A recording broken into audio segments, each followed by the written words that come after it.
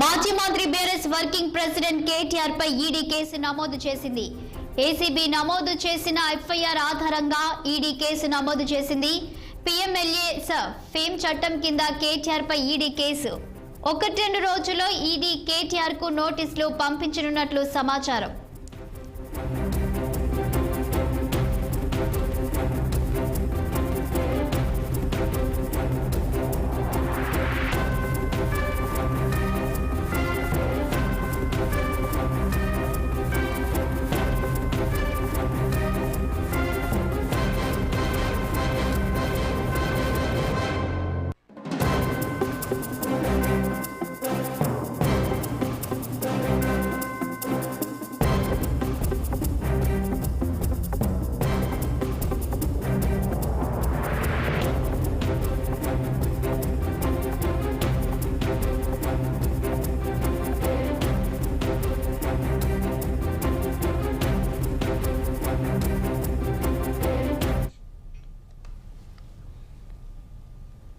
మాజీ మంత్రి BRS working president KTR పై ED case నమోదు చేసింది.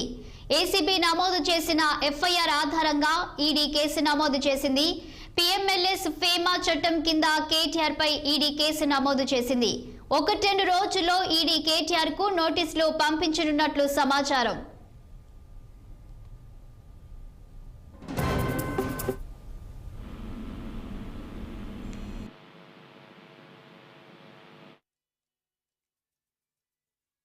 ఇక దీనిపై మరింత సమాచారం మా సీనియర్ కరెస్పాండెంట్ శ్రీనివాస్ అందిస్తారు. గుడ్ మార్నింగ్ శ్రీనివాస్, చెప్పండి. ఇక ఫార్ములా ఈ రేస్ కేసులో ఇప్పటికే ఈడీ కేసు నమోదు చేసినట్టు తెలుస్తుంది కేటీఆర్ పై. ఇక ఈడీ నెక్స్ట్ స్టెప్ ఏంటి? Good morning Shalini. ఫార్ములా ఈ కార్ రేసింగ్ వ్యవహారంలో కూడా కీలక పరిణామం చోటు చేసుకుందని చెప్పాలి. ఎందుకంటే ఇప్పటికే మాజీ మంత్రి కేటీఆర్ పై, అదేవిధంగా అరవింద్ కుమార్, అదేవిధంగా chief engineer HMDA chief engineer Keshan Reddy పై కూడా ఏసీబీ కేసు నమోదు చేసింది.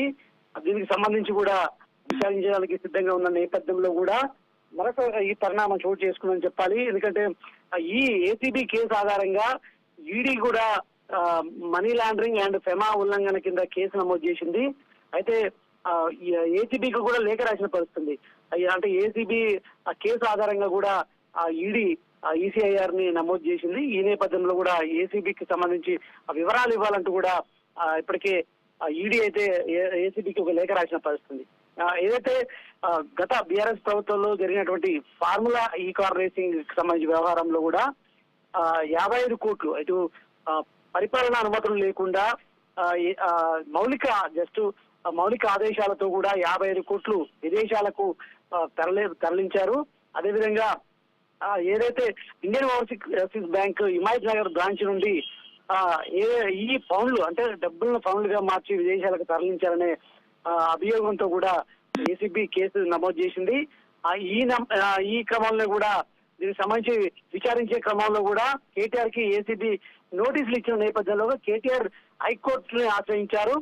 ఈ తనపై నమోదు చేసినటువంటి కేసుని ప్రభుత్వం అంటే ఏసీబీ నమోదు చేసినటువంటి కేసుని కొట్టేయాలంటూ కూడా క్వాష్ పిటిషన్ కూడా వేశారు. అదేవిధంగా ముందస్తు బెయిల్ కి సంబంధించి కూడా వేసిన నేపథ్యంలో కూడా హైకోర్టు ఈ నెల 30 వరకు కేటీఆర్ ని అరెస్టు చేయొద్దంటూ కూడా ఇప్పటికే ఆదేశాలు జారీ చేసింది. మరొక వైపు ఈ క్వాష్ పిటిషన్ కి సంబంధించి ఈ నెల 27న విచారణ జరగనుంది. సో ఈ క్రమంలో కూడా ఈడీ కూడా కేసు ఈసీఆర్ నమోదు చేయడం అనేది మాత్రం కీలక పరిణామంగా చోటు చేసుకోవచ్చు. ఎందుకంటే ఈడీ విషయంలో కూడా ముందస్తు బెయిల్ కి సంబంధించి అయితే అప్పీల్ చేసుకునే అవకాశం అయితే ఉండకపోవచ్చు. ఈ నేపథ్యంలో కూడా కేటీఆర్ న్యాయ నిపుణుల సలహా కూడా తీసుకొని ఏదైతే ఏసీబీ అంశంలో ఏ విధంగా ముందుకు వెళ్లారో అదేవిధంగా ఈడీ కేసు నమోదు చేసిన అంశంలో కూడా వెళ్లాలని కూడా భావిస్తున్నట్టు తెలుస్తుంది. ఈ నేపథ్యంలో కూడా ఖచ్చితంగా అంటే ఎన్ఫోర్స్మెంట్ ఎంట్రీతో కూడా ఈ బీఆర్ఎస్ లీడర్ లో కూడా షాక్ అవుతున్న పరిస్థితి. కేటీఆర్ అరెస్ట్ తప్పదంటూ కూడా గులాబ్ పార్టీలో జోరుగా చర్చ జరుగుతున్న పరిస్థితి అయితే ఉంది. అంటే A1 గా కేటీఆర్ ని చేర్చడం, A2 గా అప్పుడు హెచ్ఎండిఏ కమిషనర్ గా ఉన్నటువంటి అరవింద్ కుమార్ ని A2 గా చేర్చింది. అదేవిధంగా బిఎల్ఎన్ రెడ్డిని చీఫ్ ఇంజనీర్ గా ఉన్నటువంటి బిఎల్ఎన్ రెడ్డిని A3గా చేర్చింది. ఈ క్రమంలో కూడా విచారించాలని కూడా భావిస్తుంది. అయితే శ్రీనివాస్ ఇక్కడ చూసినట్లయితే 30 తారీఖు వరకు అయితే అరెస్ట్ చేయొద్దని కోర్టు ఆదేశించింది. కాకపోతే విచారణను జరిపించవచ్చని తెలిపింది. మరి ఏసీబీ వాళ్ళు కూడా ఇప్పుడు విచారించే అవకాశం ఉందా? నోటీసులు అందించే అవకాశం ఏమైనా కనిపిస్తుందా? మరోవైపు ఈడీ కూడా కేసు నమోదు చేసింది కాబట్టి వారు ఎప్పుడు విచారించే అవకాశం కనిపిస్తుంది? ఇంతవరకు అరెస్టు చేయొద్దు అంటూ కూడా హైకోర్టు ఆదేశాలు జారీ చేసిన నేపథ్యంలో కూడా ఎత్తిపత్రుల విచారణ మాత్రం ఆపొద్దంటూ కూడా సూచన చేసింది. విచారణ ఖచ్చితంగా చేయాల్సిందే, కానీ అరెస్టు 30 వరకు చేయొద్దు అంటూ కూడా చెప్పింది.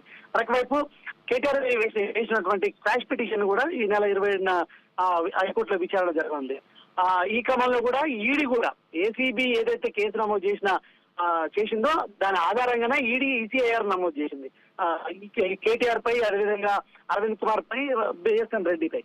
సో ఈ ఏసీబీ ఏదైతే ఎఫ్ఐఆర్ లో ఏదైతే వివరాలు చేర్చిందో దానికి సంబంధించి పూర్తి వివరాలు తమకు ఇవ్వాలంటూ కూడా ఈడీ ఏసీబీకి లేఖ రాసింది. ఈ క్రమంలో కూడా ఈ ఏసీబీ దీనికి సంబంధించిన వివరాలు అందించాక కూడా ఈడీ రంగంలోకి దిగే అవకాశం ఉంది. ఈడీ రంగంలోకి దిగి ఖచ్చితంగా ఈ కేసుపై విచారణ జరిపే అవకాశం ఉంది. దీంతో పాటు కేటీఆర్ ను కూడా అదుపులోకి తీసుకొని విచారించే అవకాశం ఉంది. ఒకవైపు ఏసీబీ, మరొక వైపు ఈడీ రెండు ఇటు అంటే రాష్ట్ర దర్యాప్తు సంస్థ, జాతీయ దర్యాప్తు సంస్థ ఈ రెండు రంగంలో దిగడంతో కూడా ఒక్కసారి గులాబీలో గుబులు మొదలైంది. కేటీఆర్ కూడా ఈ న్యాయ నిపుణుల సలహాలు కూడా తీసుకునే అవకాశం ఉంది. కాబట్టి ఖచ్చితంగా ఈ వివరాల ఆధారంగా మాత్రం కేసు ఖచ్చితంగా ఇది అంటే ప్రధానంగా విదేశాలకు డబ్బు తరలించే క్రమంలో ఏదైతే డబ్బులని పౌండ్లుగా మార్చి తరలించారు ఎలాంటి అనుమతులు లేకుండా. కాబట్టి అన్ని ఇల్లీగల్ గా జరిగింది కాబట్టి 55 కోట్లకు సంబంధించి ఖచ్చితంగా ఇది క్షమా ఉల్లంఘన కింద పాల్పడ్డారు. అదేవిధంగా మనీ లాండరింగ్ అంశం కాబట్టి ఈడీ రంగంలోకి దిగింది. సో మొత్తానికి ఇటు ఒకవైపు ఈడీ, మరొక వైపు ఏసీబీ ఖచ్చితంగా విచారించే అవకాశం ఉంది. కేటీఆర్ ఏ విధంగా ముందుకు అంటే లీగల్ గా ముందుకు వెళ్తారనేది మాత్రం ఆయన కూడా, కేటీఆర్ కూడా మళ్ళీ ఈడీ అంశంలో కూడా ఏసీబీ విషయంలో ఏ విధంగా హైకోర్టుకు వెళ్లారో కూడా ఈడీ విషయంలో కూడా అదే విధంగా పోయే అవకాశం ఉంది. ప్రస్తుతానికి న్యాయ నిపుణుల సలహాలు అయితే ఆయన తీసుకుంటున్నారు. కాబట్టి ఖచ్చితంగా ఈ కేసు అయితే కీలక పరిణామం అని చెప్పొచ్చు. అయితే శ్రీనివాస్ ఇక్కడ చూసినట్లయితే కేటీఆర్ చాలా స్ట్రాంగ్ గా ఉన్నారు. అవినీతి జరగలేదు, అవసరమైతే అసెంబ్లీలో కూడా చర్చ పెట్టాలని మాట్లాడుతున్నారు. మరి దీన్ని ఎలా చూడొచ్చు అంటారు? ఇక మరి బీఆర్ఎస్ పార్టీలో ఈ దీనిపై ఎలాంటి చర్చ జరుగుతుంది? నిన్న అసెంబ్లీలో ఇటు బీఆర్ఎస్ అంటే ప్రతిపక్ష బీఆర్ఎస్ పార్టీ, అదేవిధంగా అధికార పక్ష కాంగ్రెస్ మధ్య తీవ్ర వాగ్వాదాలు చోటు చేసుకున్నాయి. అదేవిధంగా ఒకవైపు ఇటు హరీష్ రావు కావచ్చు, వేముల ప్రశాంత్ రెడ్డి, ఇతర సభ్యులు కూడా స్పీకర్ పోడియం ముందుకు దూసుకెళ్లి ఏదైతే దీనికి సంబంధించి అంటే ముందుగా రాష్ట్ర ప్రభుత్వం ప్రధానంగా తీసుకున్నటువంటి ప్రతిష్టాత్మకంగా తీసుకున్నటువంటి భూభారతి బిల్లు చట్టానికి సంబంధించి చర్చ జరుగుతున్న నేపథ్యంలో కూడా ఈ కేటీఆర్ కి సంబంధించిన ఈ కార్ రేసింగ్ చర్చ చేయాలంటూ కూడా ఇప్పటికే బీఆర్ఎస్ పట్టుబట్టారు.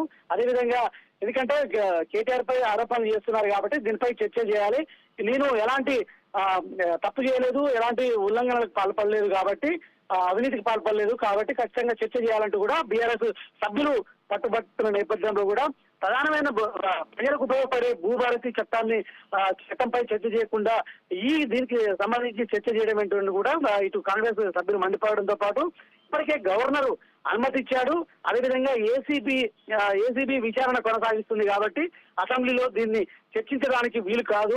ఒకవేళ అవకాశం ఉంటే చర్చించడానికి సిద్ధమే కానీ ఇప్పుడు కాదు, మనకి సపరేట్ సెషన్ తీసుకొని చర్చిద్దాం, ఖచ్చితంగా స్పీకర్ అనుమతి తీసుకోనంటూ కూడా నిన్న ముఖ్యమంత్రి రేవంత్ రెడ్డి మాట్లాడారు, డిప్యూటీ సీఎం మాట్లాడారు, మంత్రులు మాట్లాడారు.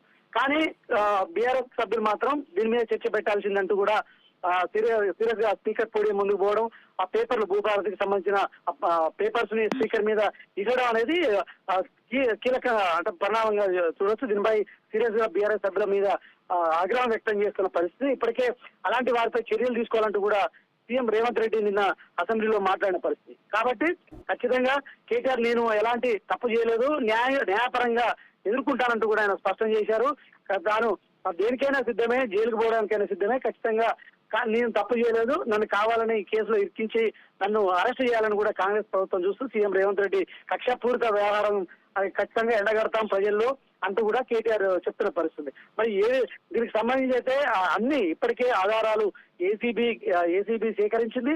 ఏసీబీ నుండి కూడా 1-2 రోజుల్లో ఈడీ కూడా తీసుకునే అవకాశం ఉంది. కాబట్టి ఈ కీలక పరిణామం చోటు చేసుకుంది. ఖచ్చితంగా కేటీఆర్ అయితే విచారిస్తారు అని చెప్పొచ్చు. ఈ క్రమంలో కూడా ఈ నెల 30 వరకు అయితే ఏసీబీ విచారిస్తుంది. 30 వరకు అరెస్ట్ చేయొద్దని కూడా హైకోర్టు ఆదేశాలు ఉన్నాయి. కాబట్టి అప్పటి వరకు కేటీఆర్ ని ఏసీబీ అరెస్ట్ చేయదు. మరొకవైపు క్వాష్ పిటిషన్ కూడా 27న విచారణ జరగనుంది. ఇంకోవైపు ఈడీ రంగంలోకి దిగి కూడా కేటీఆర్ అంశంపై కూడా మనీ లాండరింగ్ కావచ్చు, ఫెమా కేసులో కేటీఆర్ అయితే విచారించే అవకాశం ఉందని చెప్పొచ్చు. Okay, thank you Srinivas.